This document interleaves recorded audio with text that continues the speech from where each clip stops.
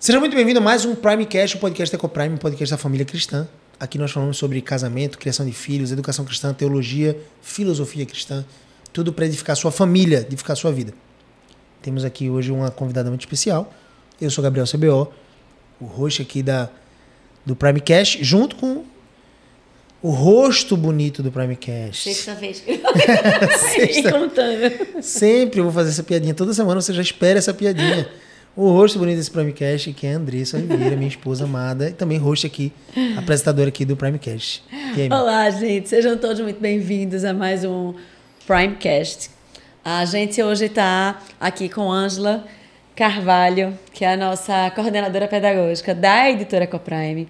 E a Editora Ecoprime surgiu da Escola Ecoprime. A Escola Ecoprime é uma escola que tem 13 anos de vida, é uma escola confessional cristã que, né, há alguns anos atrás, nós entendemos a educação cristã e decidimos obedecer esse chamado. E hoje vivemos a educação pela graça do Senhor na nossa escola. Nós somos uma escola cristã, uma escola bilíngue, uma escola localizada aqui em Aldeia, que tem um espaço incrível, 2,5 hectares. Se você ainda não conheceu, vem conhecer a gente, porque o nosso espaço, né, as pessoas, né, sempre comentam de como impacto, é bonito. Né? Tem reserva de Mata Atlântica. Sempre é gostoso, né, estar aqui. É uma área arborizada, é maravilhoso demais. É verdade. E ainda mais você vai sentir toda essa atmosfera cristã que de fato a gente vive, de verdade. As pessoas até dizem isso. E quando entram na Ecoprime sentem algo diferente, porque o Espírito Santo ali está tocando tudo. É verdade.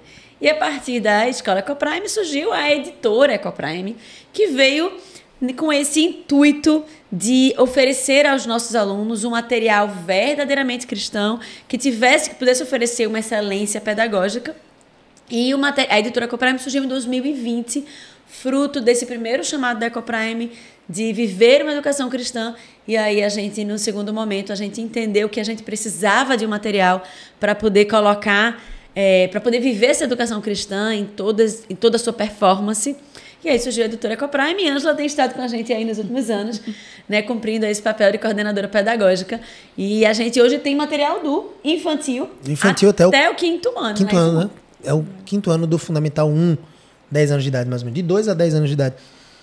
Deixa eu falar um pouquinho do currículo de Ângela. Ângela Carvalho é serva de Jesus Cristo, esposa do Gleibson, mãe do Pedro e do Caio, uma mãe dedicada que eu sei, formada em letras pela UPE, Universidade de Pernambuco, pós-graduada em coordenação pedagógica, fez um curso em Fundamentos de Educação Cristã Clássica da AXE, curso de Introdução à Educação Cristã Clássica também pela Trinitas, também é autora de livros, né, e livros paradidáticos aí para crianças. A gente está com uma super novidade, um saindo do forno, muito legal. Ângela, seja muito bem-vinda. Muito obrigada. Fico muito feliz, é um prazer estar aqui com vocês. Vai ser muito bom o nosso bate-papo, porque a gente vai falar sobre como é que o material didático influencia, de fato, na educação do seu filho. Então a gente vai tocar no âmago da questão em relação àquilo que a editora tem feito, né? Essa missão, esse projeto que é a editora, de a gente alcançar corações, almas e, ao mesmo tempo, intelecto dessas crianças. 2 anos a 10 anos de idade, a gente tem trabalhado materiais didáticos de matemática, português, história, geografia e ciências. Ângela, conta um pouquinho da importância do material didático. Bom, o material didático ele é uma ferramenta utilizada em sala de aula.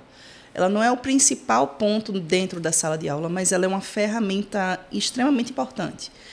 E estar numa escola cristã com um livro que não tem o mesmo princípio que a sua escola é muito difícil, porque você vai precisar contar com alguns elementos, né?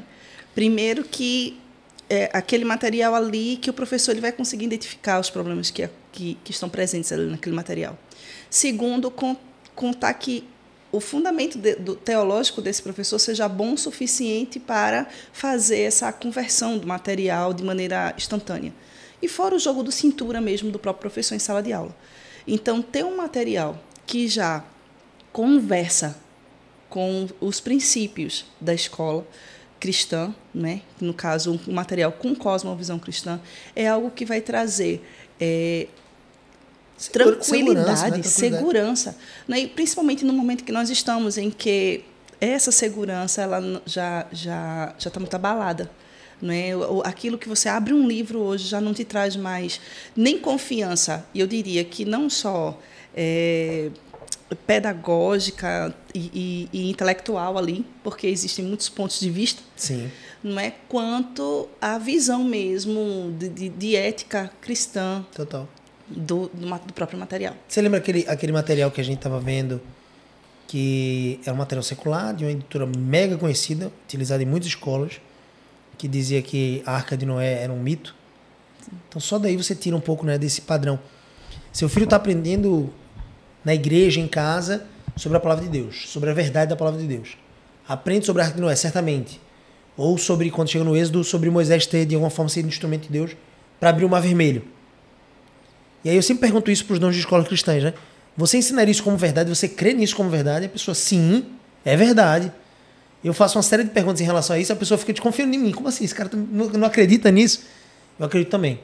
A grande questão é como é que a gente pode permitir que o nosso aluno, nosso filho, né, enxergue toda essa verdade como se fosse mito. Como se fosse uma fantasia. Não pode ser. Uma historinha. Historinha, não pode.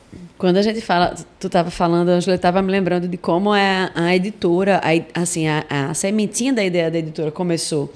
A gente estava em plena época de pandemia e a gente estava em aulas online, a gente já tinha feito essa transição para a confessionalidade e a gente estava com uma professora cristã que tinha um material em suas mãos, que tinha o nome de cristão, mas que não era cristão. E aí, neste material, ele tinha lá falando sobre animal racional e irracional. Não sei se eu já te contei essa história. E aí, ele estava falando sobre animal racional e irracional, e ela foi dar aula e falando lá que o homem era um animal racional. E aí, eu fiquei esperando mais. Tipo, mais o homem é a criatura especial de Deus, né? Mas aí, o mais não veio. Ela ficou ali, se despediu dos alunos e foi embora. E eu fiquei, meu Deus, calma. Meu filho agora acha que é um animal. E tinha até umas piadinhas em relação, no livro dela, que era tipo assim, animais não podem entrar. E aí a pessoa tinha acabado de ter aquela aula e ficava confusa. Será que eu não posso entrar porque eu sou um animal racional? Tinha até uma piadinha no livro. Aí eu tive que ligar para essa professora e aí falei com ela e disse, olha, fulaninha, tudo bom? Estava aqui assistindo a sua aula. E eu não sei se você percebeu, mas esse assunto que você deu para os alunos, ele é uma sementinha do evolucionismo. E aí eu fiquei esperando que no final da aula você trouxesse a verdade bíblica, né? Que trouxesse o contraponto, que foi isso que você disse agora, né? Quando você tem um material secular, você precisa... Você depende do professor para ter essa sensibilidade de que aquele ponto vai de encontro às escrituras, ter o jogo de cintura para fazer o ajuste, né? E até aprofundar teológica para entender a doutrina e colocar de forma correta. De forma correta. E aí ela fez, ai meu Deus, eu não acredito. Ela disse, nunca tinha pensado nisso. Né? Fazia anos que ela dava esse conteúdo e nunca tinha parado para pensar. Nunca tinha pensado nisso, me desculpe, agora o que eu faço? E aí a gente conversou um pouquinho, ela fez, não, na próxima aula eu vou dizer, olha, lembra daquele assunto que a gente viu, né, aqui no livro e tal, mas deixa eu falar o que a Bíblia fala sobre isso. Né? E aí a gente combinou de ela fazer a introdução dessa forma, mas algo que... Até porque a Bíblia nem diz que o ser humano é um animal. Então, isso é literalmente um conceito humanista e vem da cadeia, a gente sabe, evolucionista, né? Ou seja, como eu sou um homem sem Deus, eu evoluí através de uma ameba, por exemplo, então eu consigo dizer que eu estou na mesma classe dos animais. Mas a palavra de Deus diz que nós somos seres humanos feitos à imagem e semelhança do Criador e não animais. Então, às vezes, é só uma sementinha que está nos materiais que vai afastando o filho, né, daquela compreensão adequada, né? E aí, só para fechar a história, aí foi naquele momento em que a gente viu assim, meu Deus, nós somos cristãos, nós queremos aplicar uma educação cristã, a gente tem um professor que está alinhado com a nossa cosmovisão, mas o material está sendo uma pedra de tropeço para o professor, porque mesmo ele tendo uma cosmovisão cristã, ele não conseguiu ver aquele ponto ali de distorção. E ele não conseguiu corrigir. Isso foi em uma turma. Quantas turmas isso pode estar acontecendo? Porque a gente trabalhava com o mesmo material na época, que tinha o nomezinho cristão, mas não é cristão. E aí, né, eu estava, ao invés de oferecer algo, uma ferramenta que vai ajudar o meu professor a alcançar o objetivo, eu estava oferecendo uma ferramenta que estava sendo pedra para o meu professor tropeçar e, consequentemente, levar os meus alunos a tropeçarem no mesmo ponto. E algumas pessoas ouvindo isso podem, ainda sem se despertar para o real problema, né? Esse foi um ponto que você observou. Sim. Mas, veja, nesse exato ponto que você tocou aí no assunto do homem como animal. É uma semente do evolucionismo? É. Mas o fruto dessa semente é algo ainda mais terrível. Se hoje a gente para pensar, o ser humano como animal, você desde a mais tenra infância ali, lá no comecinho da sua vida, você se entende como animal. Não é difícil a gente entender, porque a nossa geração hoje trata a vida de um bebê no ventre, Perfeito. não é? Como algo sem valor. Porque você vê pessoas aí valorizando ovos de tartaruga. Não estou dizendo que não pode, Não pode, ovos de exatamente. Que não seja valioso. que não seja valioso, que não deva ser preservado. Mas a vida de um bebê humano Exato. É muito Tá mais sendo valioso. desvalorizado. E é Tá sendo mais desvalorizado, valioso. né? Exatamente. Já Porque viu o o homem vídeo? é a criatura especial de Deus, é o feito em imagem e semelhança de Eu Deus. não sei se vocês já ouviram um discurso assim. E a vida de uma barata tem mais importância do que a sua vida? Tudo é vida. Mas Deus, perigoso. o Criador de todas as coisas, fez a vida e definiu que nós éramos a coroa da sua E criação. não vale muito mais que, né, 1000 porcos, ou aqueles porcos que caíram no desfiladeiro lá que Jesus expulsa a legião de demônios, daquele endemoniado Gerazeno, e entra naquela comunidade de porcos, os porcos caem. E o Sermão do Monte? E o Sermão do Monte, exatamente. Não vale... Muito não- mais que pardais ou Lindo, lírios, né?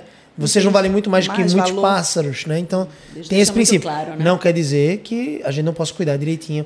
O homem piedoso, inclusive, diz Provérbios, o homem de Deus, ele cuida dos seus animais domésticos. Mas Faz parte do nosso esses mandato, animais domésticos, né? Eles são gerenciados e cuidados por nós, mas existe uma diferença, uma distinção. Pegando esse gancho Foi muito bom esse conceito, porque é realmente a fagulha da própria extinção da raça humana, de alguma Isso. forma, né? Porque, veja, não sei se vocês já viram aquele vídeo, tem um cara que passa e diz assim, param as pessoas na rua e fala assim, você conseguiria assinar esse abaixo-assinado? Né? Porque eu não me lembro exatamente qual é o pássaro, mas ele diz assim, para que a gente possa preservar, né, de fato, os ovos do pássaro da espécie tal. Então, a pessoa se dispõe a assinar.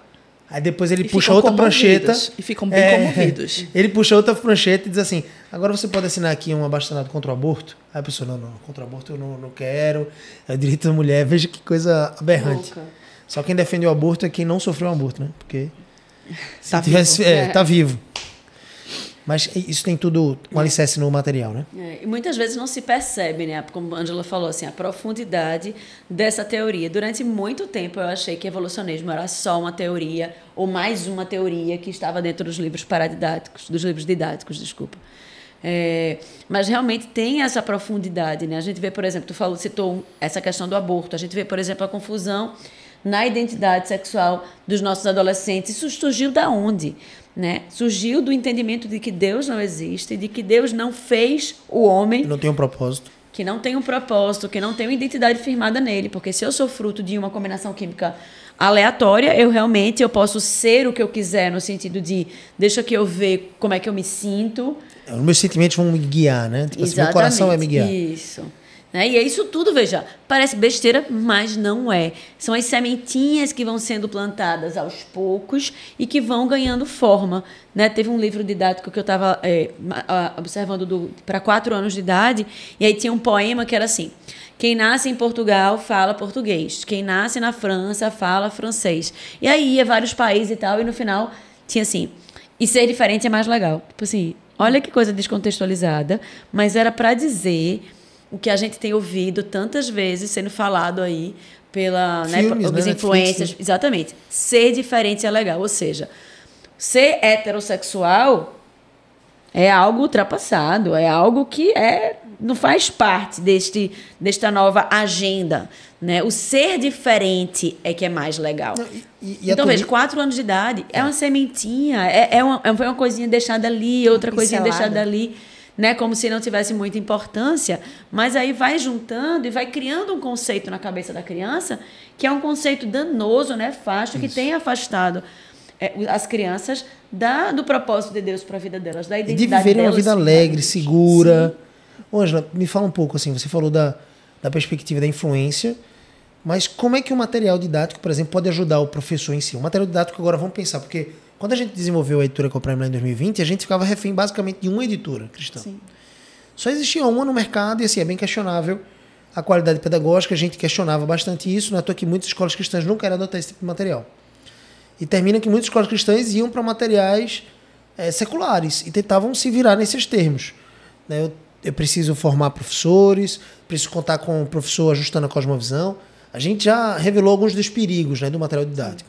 Especialmente aqui, eu gostaria de destacar porque, especialmente na primeira infância, não só no departamento infantil ali, né, na educação infantil, que é 2 a 5 anos, mas também no Fundamental 1 até 10 anos, a criança ainda não tem criticidade. Você vai concordar comigo, talvez, que o aluno que pega um livro, um aluno de 9, 10 anos, ele assume aquilo como verdade científica. Ele está vendo uma coisa no livro diferente do que o pai ensinou, ele está vendo uma coisa no livro, estudando para a prova, diferente do que ele aprendeu na igreja, ele está acreditando que o livro é a verdade. E aí, se o professor não mencionar aquilo, ele não, na verdade até menciona, mas o aluno esqueceu, faltou uma aula, vai ler no livro, vai estudar no livro. Vai chegar na prova aprendendo aquele conceito. É muito perigoso. Porque eles estão numa fase ali de papagaio, de reprodução de conceitos. Ele é um espelho, ele absorve. Ainda digo mais, dependendo da maneira como ele vai ser ensinado nessa fase, ele chega em outras em que ele deveria ter mais criticidade nessa mesma situação. Ou seja, sem criticidade. Sem criticidade. Aí deixa eu te perguntar assim, como é que o material didático, a gente decidiu fazer isso, né, lá em 2020, justamente porque a gente olhava e não tinha saída. Não foi uma coisa assim, quero ser mais um, quero fazer. A gente queria fazer algo diferente, a gente queria fazer algo que, para a Ecoprime, impactaria a vida dos nossos alunos e pais e famílias, poderia abençoar a vida de pessoas que fazem after school, pessoas que, né, têm outras escolas. A gente já criou a editora Ecoprime nessa prerrogativa, não de fazer porta de garagem, mas de fazer um material tão bom, tão robusto, que pudesse atender a Ecoprime em toda a sua excelência, nossos pais são exigentes, de certa maneira, e pudesse alcançar outras escolas em todo o Brasil, participar dessa revolução para a glória de Deus. Não é revolta, mas é revolução na forma de pensar a educação cristã. Como é que um livro didático cristão ou excelente pode ajudar o professor, a escola? É uma excelente pergunta, porque falar do material com cosmovisão cristã, talvez isso não fique muito claro, não é? Entender que a cosmovisão cristã é a forma como você interpreta a realidade e não há como interpretar essa realidade sem uma cosmovisão. Então, a gente precisa entender como é que os livros didáticos estão interpretando a realidade. Então, todo mundo tem uma cosmovisão? Todo mundo. Não necessariamente é cristã? Não necessariamente cristã.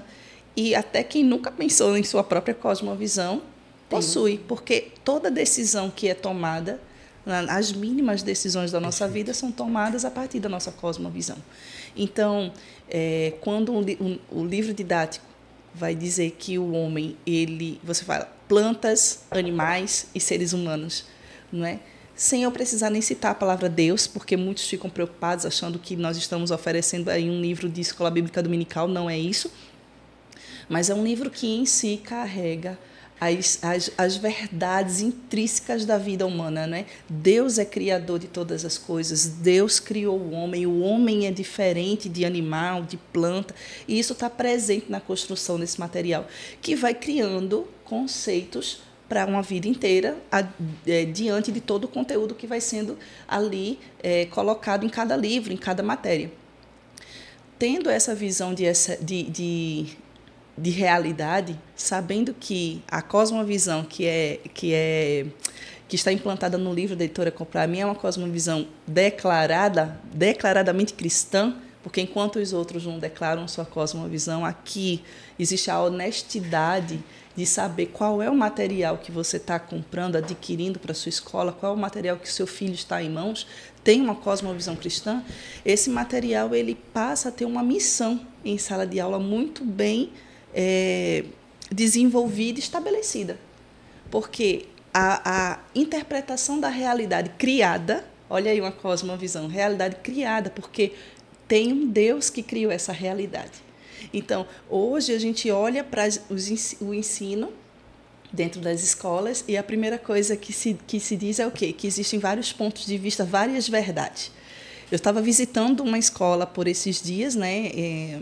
E havia uma imagem que circula na internet de um 6 ou um 9, cada um de um lado. Não sei se vocês já viram. Já vi. Um vê o 6, outro vê o 9, na justificativa de que a verdade ela é relativa. Eu consigo até entender a pessoa dizer assim, tem realmente pontos de vista diferentes para alguns cenários. Mas quando isso entra no que tange ao âmago da verdade ser relativa, está totalmente errado. Não, eu discuti, assim, brincando com meu esposo, né? Eu disse, olha isso aqui, essa imagem pode dar até um tilt na gente. Mas aí eu pergunto, Quem criou este número?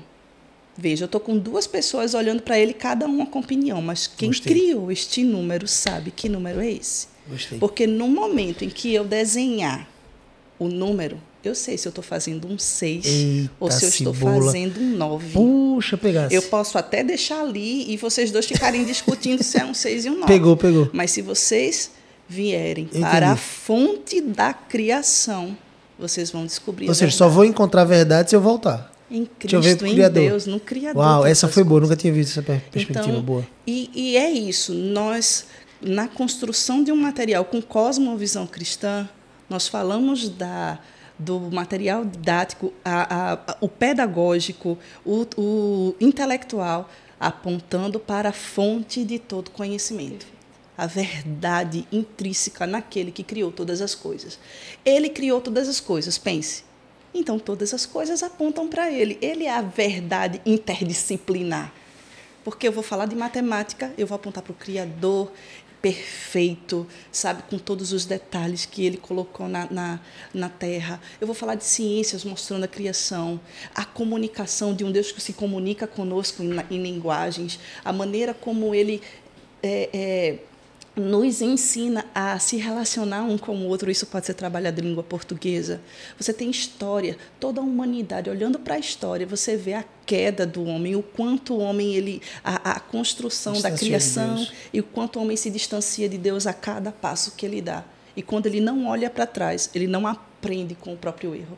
Não é? Você vê a geografia, o quanto Deus ele é um Deus criativo, o quanto ele conduz tudo isso. Então, não só isso, é trabalhando mesmo os conceitos pedagógicos e enxergando eles dentro dessa realidade criada, né?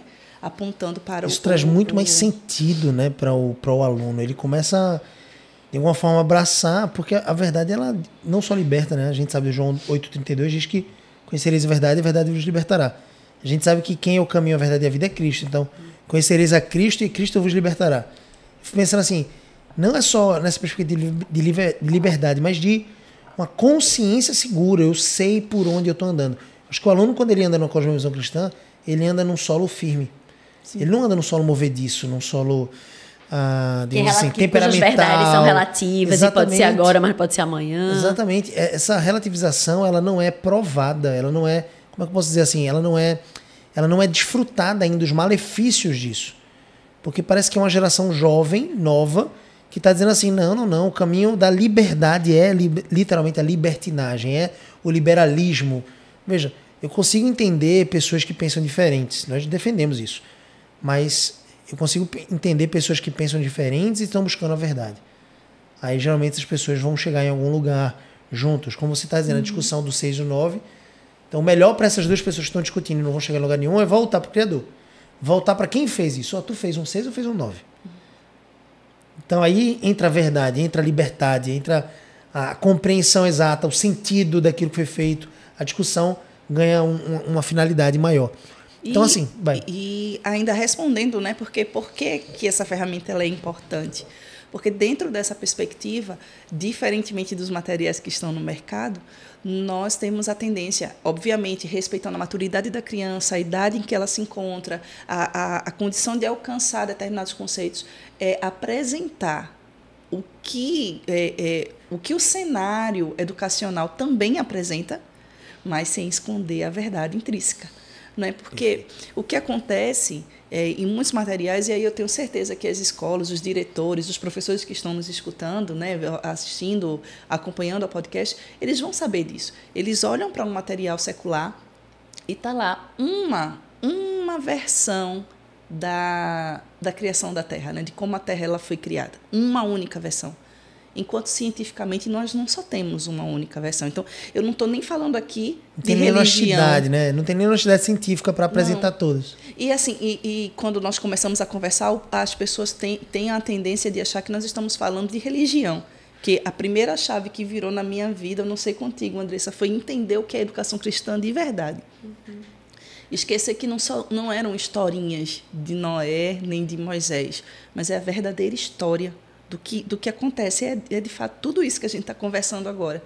Então, quando o professor ele tem na sala de aula uma ferramenta em que ele pode ter segurança de que ele não vai abrir e não vai tomar um susto, não é? Porque nós estamos falando de escolas que também se posicionam, né, diante da realidade criada, escolas que já avisam aos pais que os pais colocam seus filhos por causa desse objetivo.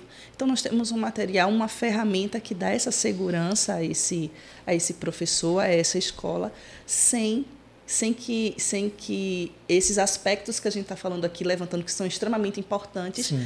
deixem de lado a qualidade pedagógica que há no material. Por quê? Porque visamos a excelência do Criador, que é excelente. Perfeito. Garante para o professor um guia, né, de verdade e da verdade, para que ele possa estar usando dentro de sala de aula, conduzindo os seus alunos, e para o gestor e para o coordenador uma segurança, né, como você disse inicialmente, de que o professor, apesar da sua, ou a despeito da sua profundidade doutrinária ou sua compreensão de forma geral, ele vai estar com os pés firmes na verdade, né, sem tropeços, sem distorções, sem enganos conduzidos pelo material que poderia, né, eventualmente estar trazendo algum tipo de inverdade ou talvez algum tipo de mentira.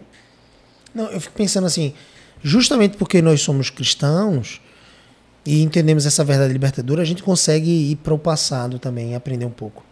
A gente consegue pensar além daquilo que a educação moderna está tentando fazer. Você entra nas discussões acadêmicas de pedagogia, nas faculdades, eu falo com propriedade, né? Eu sei o que é isso, está dentro da faculdade e discutindo sobre esse assunto. É, assim, parece um cachorro correndo atrás do próprio rabo, um hamster correndo atrás do queijo e sem sair do lugar. Parece...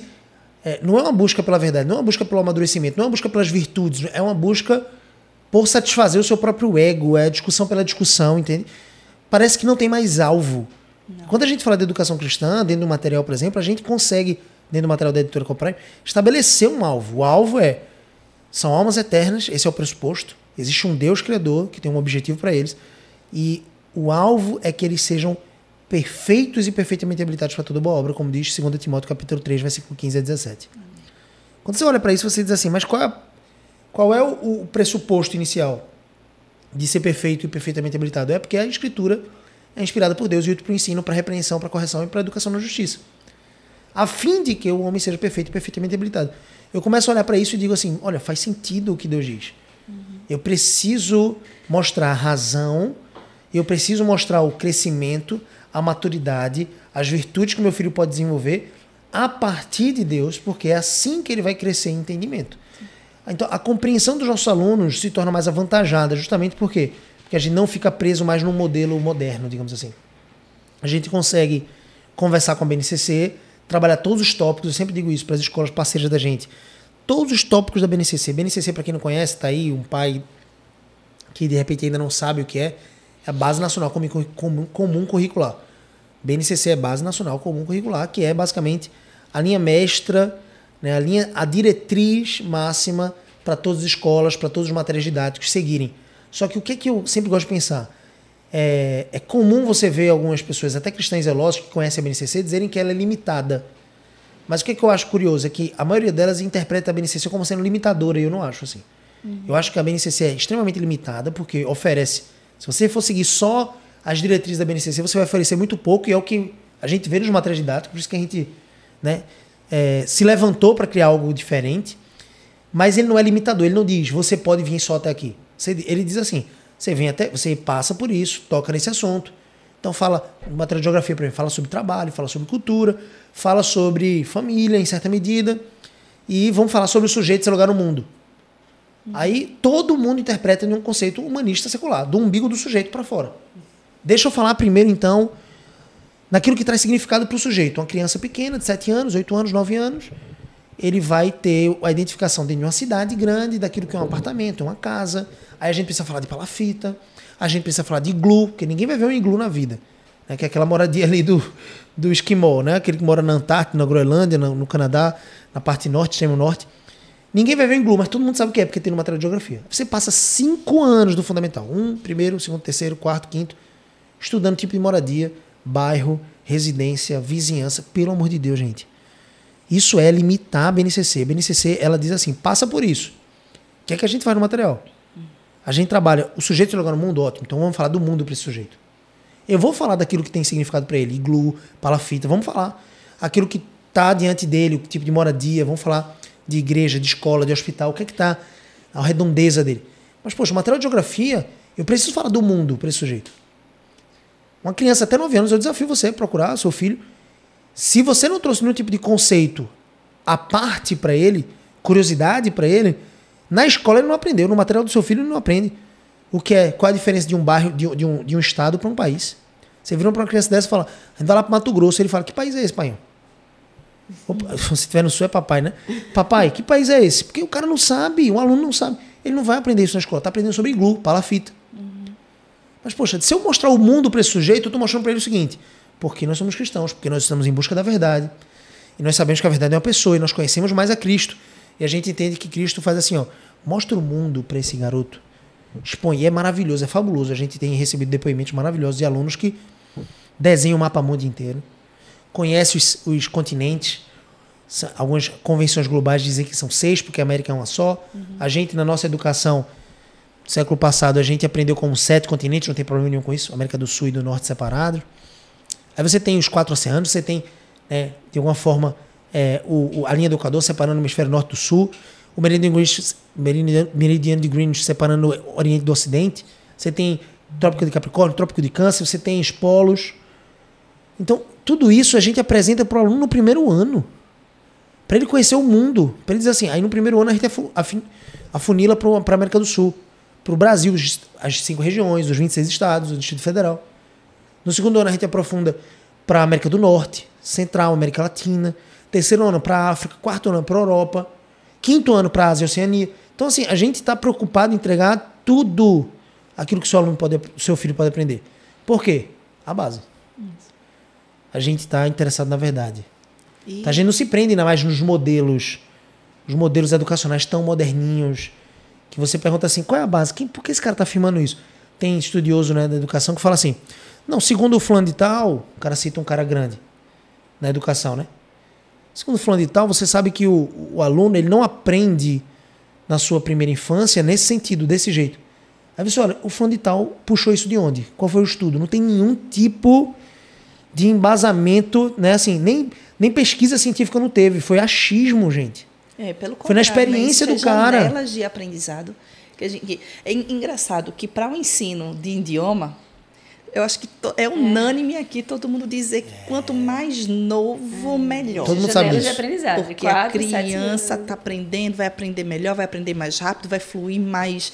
Porque a gramática, né, aquela fase da gramática, a língua, é mais fácil da gente entender o que é a fase da gramática quando a gente pensa na matéria de linguagem. Sim. Né? Mas se a gente pegar essa gramática aí para as outras matérias também, eles estão na mesma janela de aprendizagem. Eles é o momento deles sugarem como esponjas, não é, as informações. É óbvio que precisamos ter em mente os objetivos, aquilo que nós queremos que dessas informações eles absorvam de maneira mais concreta. Mas o mais importante é aproveitar as janelas de aprendizagem para que esse menino tenha contato com o máximo de informação possível sobre aquele conteúdo. Perfeito. Né? E quando eles ficarem mais velhos, essa absorção de conhecimento vai fazer com que eles coloquem depois em caixas metodológicas, assim, entendendo o que cada assunto faz parte de um contexto diferente. E mais velho, vamos pensar em ensino médio, fazendo as correlações entre essas caixas, essas informações. Então, respeitando, obviamente, a maturidade da criança, nenhum assunto é proibido no sentido de que ele não pode ver. Porque ele não é capaz. Porque ele geralmente não é capaz. Assim. A gente ouve isso. Limitado. Não, gente, falar sobre mapa com uma criança de 7 anos não é capaz. Como é? Quem disse? Seu filho tá dando nó em pingo d'água, moço. Ele pega o seu celular da cambalhota aqui dentro do seu celular. Ele baixa aplicativo, vê Netflix. Não é assim? 7 anos. A gente já sabe, não era nem para ter acesso ao celular.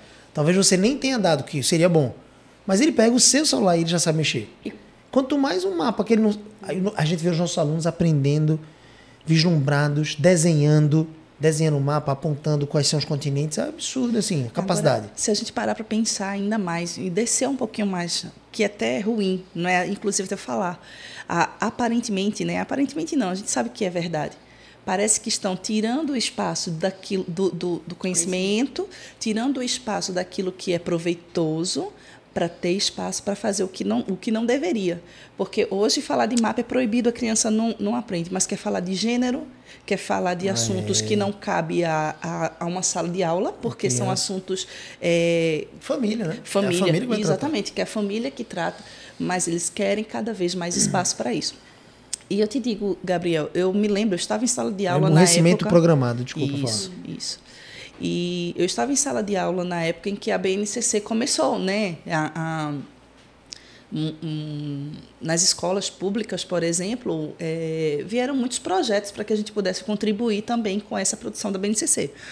E o principal objetivo que se falava sobre ela era uma preocupação bastante importante também em relação às crianças que saem de um estado para outro no meio do ano. Ter uma padronização. Isso, do conteúdo básico. Veja, o nome é básico, curricular. Então, ele não pode ser... Não é teto, é básico. Não pode ser exatamente, é piso. né? Não pode ser um limite. É um piso, é uma não base. Limitador, é um... Exatamente. É o mínimo. É o mínimo Tem que ser ele oferecido. precisava saber daquela série e saber que naquele ano ele teria que ver aquilo ali. Né? Não importa se ele está em Pernambuco ou se ele está em São Paulo, então ele teria que ver isso aí. Agora, a maneira como a própria BNCC tem um parágrafo dizendo que cabe a construção do currículo, cabe principalmente a personalização. E isso eu acho perfeito, porque se encaixa bem naquilo que a gente faz. Naquilo que a gente faz, porque nós fazemos algo personalizado às necessidades, né? Que a própria Coprime sentiu quanto ao seu posicionamento diante da sociedade.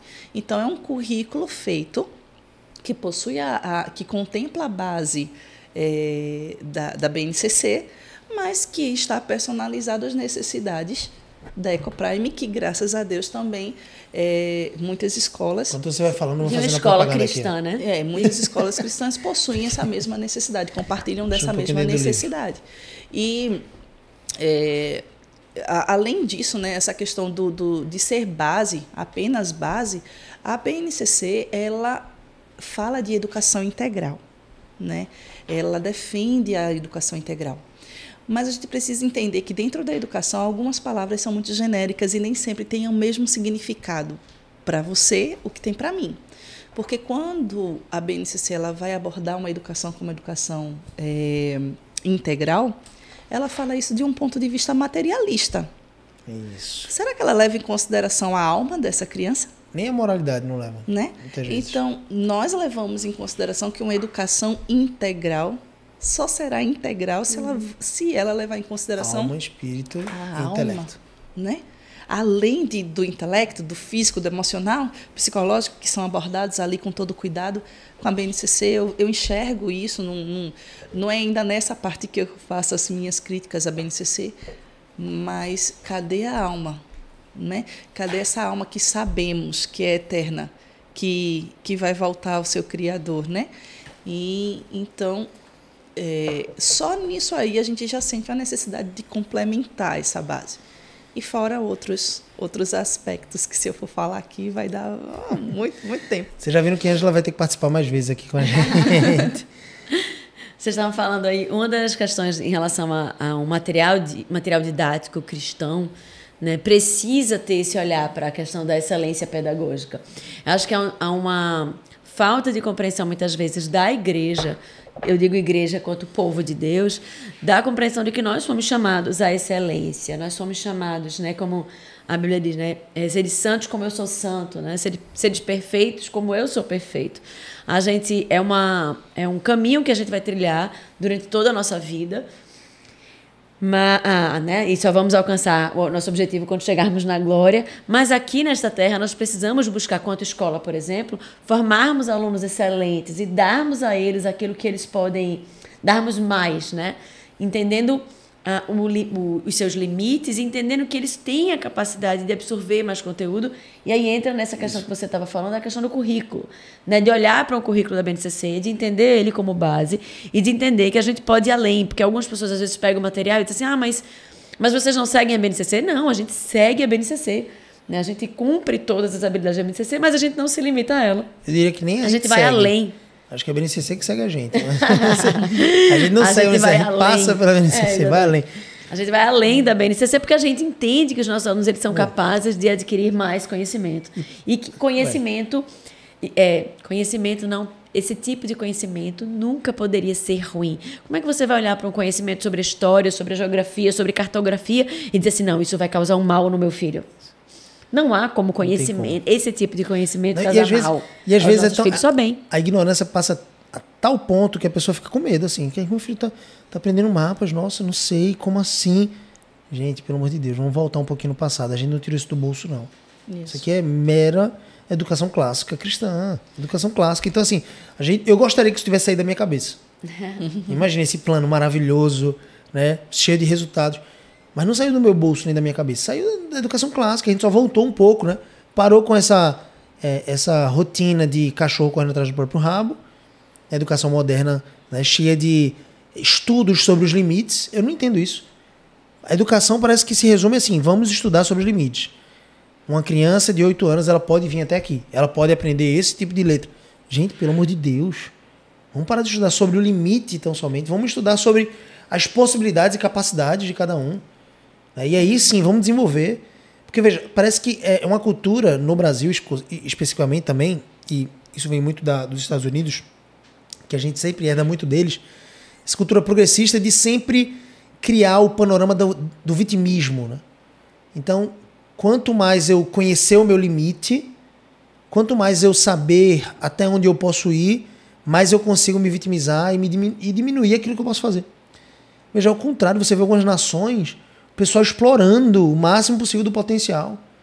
Tipo assim, caramba, eu acredito que, né, tem crianças... E não precisa ser genial, superdotado, não.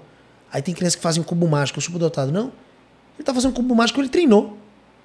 Ele treinou aquela capacidade. Tá fazendo sudoku, né? Que chama aquele joguinho. Nossa, olha como ele é gênio. Não, ele treinou aquilo, só isso. Ele treinou. Porque foi exposto desde cedo. Olha como esse garoto aqui é gênio no xadrez. Ele treinou o xadrez desde cedo. É simples, ele treinou desde cedo, só isso. E você está privando o seu filho. E aí colocando Peppa Pig para ele assistir.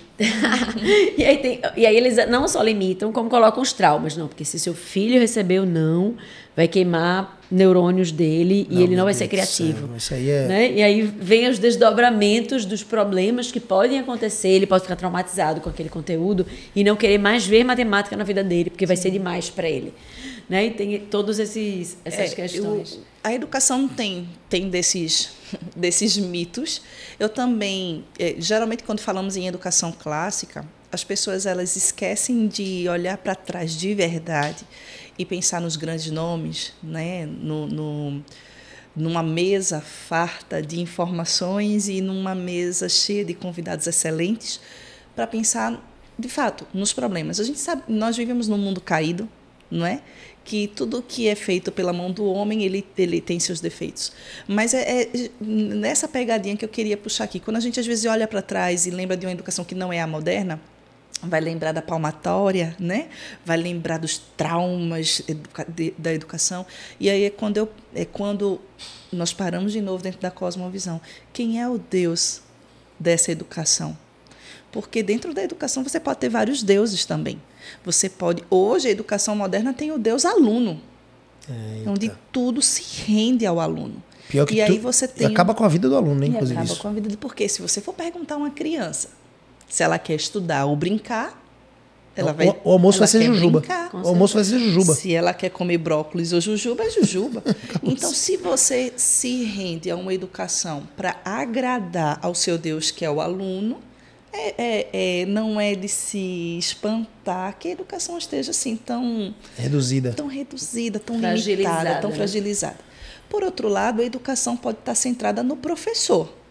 E aí você tem uma autoridade, não uma autoridade, acho que a palavra é errada, um autoritarismo não é? A palmatória. Eu sou Deus, né? Eu sou isso, o Senhor tem que de fazer tudo. o que eu quero e quer tirar dele o sangue, né, do aluno. Então, essa é geralmente a visão que nós temos De educação da educação tradicional. né, tradicional. Essa ideia da palmatória, essa ideia do professor. Isso também não é ideal. Que não é ideal, porque aí é o professor sendo o centro, né, é o Deus. Você também tem o intelecto, o conhecimento como Deus. E aí você tem o erudito, a vaidade sendo a pior situação, o resultado aí, porque você se sente melhor do que os outros por deter o conhecimento. E aquele que não deteve é pior do que você. Mas quem tem que ocupar o lugar de Deus nessa educação, o trono tem que ser Deus. Então, quando Deus é o centro, e aí eu já não tenho mais o educador, o professor, eu já não tenho mais o conhecimento, eu já não tenho mais o aluno, eu tenho Deus como centro dessa educação. E aí eu tenho que começar a olhar para esses âmbitos aqui, o que está falhando, né, nessa educação.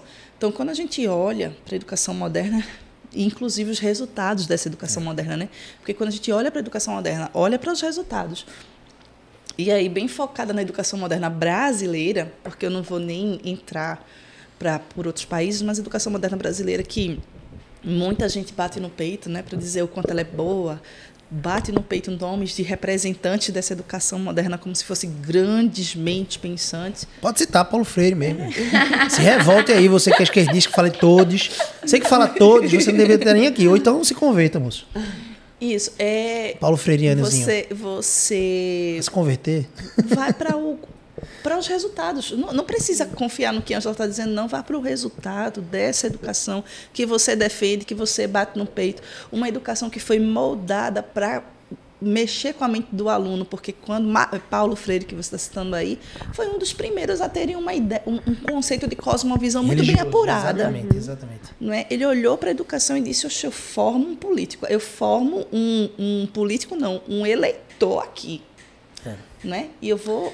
E a teologia do oprimido, né? Aquela teologia do oprimido ali, da vítima, surge com essa pedagogia, né? Com essa pedagogia. Engraçado que com essa visão de que o aluno é o Deus, o oprimido não é o aluno, não. O oprimido é o professor. É oprimido pela pedagogia agora. Acho que você vê para onde apontam os dedos hoje em dia, né? Antigamente, aluno, vamos lá, vamos corrigir, vamos melhorar. Hoje em dia, professor, o que foi que você fez, meu aluno? O que foi que você deixou de fazer? E essa prática, eu tava vendo, não sei se vocês viram, vocês sabem que o senhor tu me mandou, que Gabriel me manda uns vídeos. Às vezes aí eu vou comentar o vídeo com ele e diz assim: fui eu que te mandei. Teve um vídeo que eu recebi esses dias. Assista o meme que seu marido manda, por favor. Sua esposa. Fica a dica. Eu tava vendo um vídeo esses dias que era um experimento. E aí as pessoas, elas convidaram algumas mulheres. E aí fizeram cicatrizes pintaram filme. Fizeram cicatrizes nos rostos delas e disseram que elas estavam participando de um experimento social para avaliar o nível de discriminação numa entrevista em relação a desfigurações faciais. E aí, um pouco antes de elas saírem da sala lá, eles dizem que precisam retocar algo na maquiagem e eles retiram a cicatriz da maquiagem. E elas estão com o rosto normal e elas vão para a entrevista achando que elas estão com cicatrizes. E elas chegam lá e elas voltam relatando que elas foram altamente discriminadas por conta da cicatriz. Chegam até a relatar situações em que o entrevistador possivelmente poderia ter mencionado a cicatriz, sendo que não havia cicatriz. E aí a verdade do experimento, ela queria mostrar que quando as pessoas elas são ditas para si mesmas que elas sofrem preconceitos, que elas são vítimas, que elas são oprimidas, elas vão se sentir desse jeito. E interpretar a realidade. Interpretar a realidade desse jeito, exatamente. Então, eu achei incrível. Assim. E não é que não existe. Não é que não existe. Tem coisa útil também, tá vendo? Não é só piadinha. Os memes que a gente manda também pro cônjuge. Mas assim, não é que não existe o preconceito. Existe, acho que tem que ser combatido. Mas assim, não se combate se vitimizando. Não. Você não combate qualquer tipo de preconceito se vitimizando, se achando... Hoje em dia parece que é o título, né? Eu sou isso, eu sou aquilo. As pessoas chegam a dizer assim, eu sou suburbano, sou favelado, sou isso, tenho a cor de pele tal, tenho um tipo de cabelo tal e tenho esse tipo de preferência sexual. Certo, moço. E aí? O que a gente pode conversar aqui sobre a vida? E os textos dos materiais didáticos, eles têm justamente fomentado esse tipo de ideia. né? Não é à toa que você vê um movimento muito grande nas escolas e muitas vezes na faculdade dessa movimentação esquerdista. Os pais nem são, mas o aluno está lá porque ele abraçou e bebeu tanto tempo dessa fonte que ele acaba se vendo como esse oprimido, essa vítima, essa pessoa. É tão sutil que ele chega em casa um belo dia na sua adolescência para jantar com o pai, com a mãe, e levanta a bandeira, né, do comunismo, do marxismo, do socialismo. É o socialista do iPhone, né? O pai está lá trabalhando e o pai é digamos assim, um opressor. O pai é o proletariado, como é que a gente chama isso, meu Deus? É a guerra do proletariado. Isso mesmo. Das então, assim, de classes. Do burguês e da... Você é um burguês, pai. Claro, o cara tá aprendendo lá, né, a ser... Tá aprendendo com o exército inimigo, a ideologia do inimigo. Não tá preparado, não tem critério. Tá na escola que tá ensinando essas coisas. Ele vai voltar balançando a bandeira do inimigo, mostrando a sua casa. Eu lembrei agora de um material que a gente trabalhou, de inteligência emocional, que terrível. Era... Tu sabe qual é, né? Posso falar? Não, posso falar e derrubar o nosso canal do YouTube. Não, Vou falar para vocês orarem, brincadeira. A gente trabalhou com material sobre inteligência emocional. Quem quiser saber, depois me pergunta. A gente trabalhou um ano com esse material. A gente tinha um contrato para 2, a gente topou pagar multa para poder encerrar o contrato mais cedo. Porque esse material... terrível, né? Não, é um material... Ó, assim, só pra ter ideia. Ele tinha umas séries... Gigante o material. Muito grande. Levaram a gente para um Recurso. hotel 5 estrelas da Barra de Tijuca. É uma editora gigantesca. Ou seja, alcançou muitas escolas. Tinham centenas, milhares de escolas lá. Trouxeram um cara chamado Howard Gardner, que é o pai das múltiplas inteligências, né, de Gardner. Sim, tive o privilégio de ouvir. O cara foi a primeira vez aqui no Brasil, então veja o tamanho dessa editora. Chamando o cara pela primeira vez no Brasil. A gente tava lá. Foi. Um bocadinho dormindo ali na palestra dele, nada pessoal contra o cara. Mas assim, o cara não tem nenhum compromisso com a editora. Ele foi lá fazer uma palestra. E a editora usou todo aquele cenário para poder vender o pacote de inteligência emocional. Aí a gente, bonito, um negócio absurdo, assim, os cenários, montou meio com o Walt Disney dentro do hotel. Era incrível, né? A proposta é incrível. Aí a gente pegou. E o material todo não estava disponível, eles tinham umas séries que eles passavam para os adolescentes. E aí, bem, além de muitas outras coisas, mas dessas séries era a história de um empresário bem-sucedido que tinha uma filha. Sendo que esse empresário bem-sucedido, ele não era responsável em termos do meio ambiente. E aí essa filha... Ele não era o melhor cuidador do meio ambiente. Isso. Assim. Ele não tomava decisões muito responsáveis. E aí essa filha se levanta contra o pai para derrotar o pai, porque ele não cuidava do meio ambiente. E aí ela se junta com outras pessoas. Vamos prender esse cara. Para derrotar. E no final ela vence, ela derrota o pai fecha e tal. E aí eu fui falar com a moça, né, explicar porque que a gente não ia mais continuar com o material. Mas por quê? Mas a gente a gente entende, a gente valoriza o cristianismo. Também você viu aquela série em que a menina luta pelo meio ambiente, eu fiz que ela derrota o pai. Ela fez, eu fiz exatamente por causa dela que a gente tá tirando. Deixa eu só fazer um ajuste aqui para regular. Veja, não é que essa filha deveria continuar a empresa desse pai, por exemplo. Não é que essa filha tinha algum tipo de obrigação nesse tempo, nesses termos. Mas justamente por ter talvez uma maturidade maior do que a do pai teve em relação a cuidar do meio ambiente, talvez ela fosse a primeira pessoa que poderia influenciar o pai. Então veja, o grande benefício não era que a empresa fechasse, era que ele continuasse empregando as pessoas, abençoando a vida das pessoas, porque o empresário, ele emprega muitas pessoas. Então empregasse a vida das pessoas, mas agora empregasse mais alguns, porque dentro de uma empresa, de uma indústria, quando ela é responsável, né, ecologicamente falando, você contrata engenheiros químicos, engenheiros de tratamento, você faz muitas coisas. Ou seja, você vai contratar mais pessoas para ajudar você a melhorar a sua, digamos assim, sinergia com o meio ambiente. E aí essa filha poderia ter feito isso. A série poderia ensinar sobre o fato dela ter lutado nesses termos de aprender como influenciar positivamente o pai, como mostrar para o pai aquilo que estava errado. E não. O que a série ensinou? Ela estava lá comendo do pão com manteiguinha com o pai. Né? Exatamente. Aí ela, vamos desonrar o meu pai, vamos prender esse canalha. Calma aí, moço. Honra pai e mãe, tem calma. Né? Lá na Bíblia não tem honra ao meio ambiente. A Bíblia tem, cuida do meio ambiente, mas honra pai e mãe. Então não estou dizendo, mais uma vez, que a série deveria ensinar que a filha deveria ficar com os braços cruzados. Mas, sobretudo, deveria ensinar que ela, com uma atitude positiva de amando o pai talvez tivesse uma intenção positiva e tivesse descuidado. Vamos agir aqui, pai. É aí que você consegue ter uma atuação de inteligência emocional. Aí a série estava lá ensinando a criança levantar a foice pro pai. E dentre outras coisas, aí você vê que é ardiloso, né? Porque não era apenas um material, nos textos que tinham muitos, mas eram também dessa forma bem lúdica e interessante, né? Que vinha para enriquecer o material e trazia, né, esse peso de distorção. Aí veja o quanto o foco, não é, para o Criador de todas as coisas faz falta nesse sentido. Porque se a gente olha para o Criador, aquele que fez todas as coisas e deu ao homem a ordem de cuidar, o que falta nesse pai, né? Exato. Não é falta entender, ter essa compreensão lá na cosmovisão dele de interpretação da realidade, que ele tem compromisso diante de Deus de cuidar desse ambiente. E essa filha, com essa visão, poderia chegar com amor influenciar o pai. Influenciar o pai desse jeito. Mas o que nós temos aí é uma narrativa que vai... Filho contra pai. Filho contra pai. Não é? De vencer, rasgou o contrato, a gente. Rasgou o contrato. Qual a inteligência emocional? Você tem, no final das contas, qual é a realidade no final disso? Ninguém, não tem um filho. Talvez a vaidade humana traga uma certa satisfação. Mas, a longo prazo, qual é o filho que se satisfaz num rompimento amoroso, afetivo em relação ao seu pai? Não há alegria, não há felicidade, não há plenitude. Não, e assim, veja, com a capa de inteligência emocional. Pior. Não há inteligência emocional. Pior que a galera que estava escrevendo estava acreditando que isso era um grande benefício, ensinando dezenas e dezenas de milhares de alunos. Misericórdia. Aprendendo exatamente. Por isso que a gente precisa se levantar, moço, e pregar a palavra. Vamos embora? Vamos. Precisamos. Tá boa. Temos mais algumas reuniões aqui pela frente. Ângela, muito obrigado, viu? Última palavra aqui em relação à educação cristã, material. Fala aí pro pessoal. Antes de mais nada, às vezes a educação ela é muito vista como redentora, né? Ou ideia de redentiva.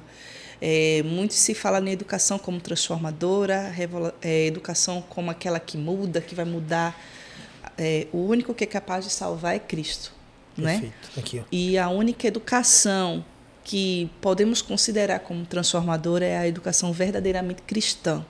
Aquela que vai apontar para o Criador de todas as coisas, vai revelar a queda do homem.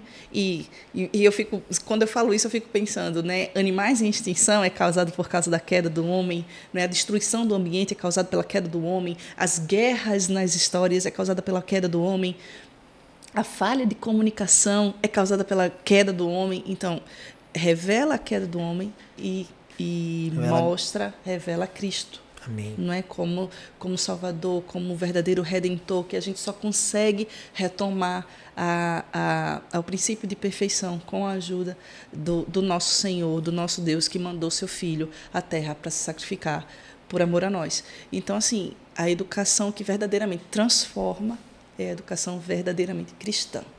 Né? Louvado seja o nome do Senhor, que abre os nossos olhos, né? E a editora, ela nasce dessa missão, né? Dessa missão, isso. Dessa compreensão. E eu fico muito feliz. Missão urgente, né? Não só tá aqui, né, hoje. Para mim, eu tô estreando em podcast também. Tô meio tímida. Massa. Na terceira vez que vem aqui, já começa a pagar boleto junto com a gente. Olha, me chame só até a próxima e pronto. Mas é isso. Sou muito grata ao Senhor pela oportunidade de estar participando dessa revolução cristã. Amém. Que começou primeiro na nossa casa, né? Primeiro no nosso coração, na verdade. Aí começa em casa e a gente começa a não consegue mais viver de outra forma. Tem que mudar todo o ambiente, né? Onde a gente chega. Amém. E graças a Deus a editora tem me proporcionado essa possibilidade de trabalhar com isso. É muito bom, muito bom. Fico muito feliz. Obrigada, gente.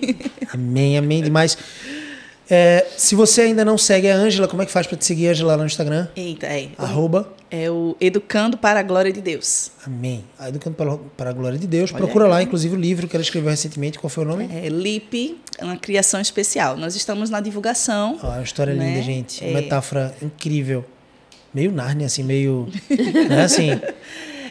Não tem elefante, mas tem espelho, tem outras coisas legais. Tem. É uma narrativa... Uma alegoria muito massa. É uma narrativa bem clássica até, ela lembra muito a questão dos contos de fada. Ela é rica em vocabulário, apesar de riqueza vocabular, ela tem fluidez, sabe? Aquele livro para ler muitas e muitas vezes com o filho. Muitas e muitas vezes, isso mesmo. E trata desses sentimentos intrínsecos do homem, né? Da necessidade de entender seu próprio propósito. E é tão bom poder falar de propósito com os nossos filhos. E Lippe é isso, é cada um de nós querendo buscar o propósito por si mesmo e esquece muitas vezes que o Criador já estabeleceu de maneira linda um plano maravilhoso para as nossas vidas, né? Então, ótimo. Parabéns. E para seguir a Editora Ecoprime, se inscreve, @Editora Ecoprime. Segue também o canal da Escola Ecoprime lá no Instagram, @Escola Ecoprime, tudo junto. Ecoprime é sempre com 2 Cs. Andressa Ecoprime com 2 Cs também. Andressa com 2 Ss, Ecoprime com 2 Cs, tudo junto lá no Instagram para falar sobre o quê? Família, criação de filhos, casamento, educação cristã. Todo dia. Dá trabalho, não dá? Postar lá. Dá trabalho. Quem acha que o Instagram é lazer, dá trabalho. Eu vejo a Andressa trabalhando, criando os textos, pensando no melhor para nutrir, porque é todo dia. Vocês, famílias cristãs. Segue também o @GabrielCBO para mais conteúdo sobre casamento, como construir um casamento abundante, como sair da crise, como restaurar o seu casamento para a glória de Deus. Não é sobre nós, é sobre a mensagem que a gente está carregando como portadores, como embaixadores de Cristo, tá bom? E comenta aqui embaixo, eu e a Andressa a gente vai estar lendo, talvez a Ângela também, qual foi o principal ensinamento dessa live, o que é que você, de repente, discordou da gente. Compartilha aqui embaixo, a gente gostaria de conversar, esticar essa conversa, né, esse cafezinho aqui embaixo nos comentários, tá bom? Compartilha no seu grupo da igreja, grupo da família e tamo junto. Vamos fazer esse podcast explodir, tá? Deus abençoe abundantemente sua vida. Até a próxima. Deus abençoe, gente. Prazer estar aqui. Esse conteúdo tenha abençoado a vida de vocês. Amém. Tchau.